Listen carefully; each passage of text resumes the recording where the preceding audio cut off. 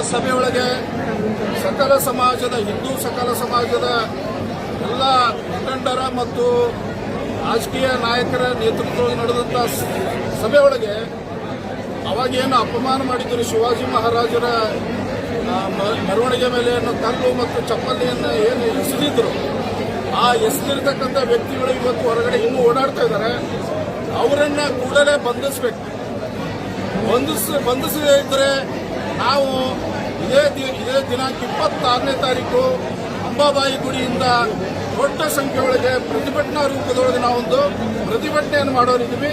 ಸರ್ಕಾರಕ್ಕೆ ಒತ್ತಾಯ ಮಾಡ್ತೀವಿ, ಆದಷ್ಟು ಬೇಗ ಏನೋ ಅವತ್ತು ರಾತ್ರಿ ಮಸೀದಿಯೊಳಗೆ ಜಮಾ ಆಗಿದ್ರು, ಅನವಶ್ಯಕವಾಗಿರ್ತಕ್ಕಂಥ ಕಿಡಿಗೇಡಿಗಳು ಏನಿದ್ರು ಅವರೆಲ್ಲರನ್ನ ಬಂಧಿಸಬೇಕಂತ ಹೇಳಿ ಈ ಸಭೆ ನಿರ್ಣಯ ಕೈಗೊಂಡಿದೆ.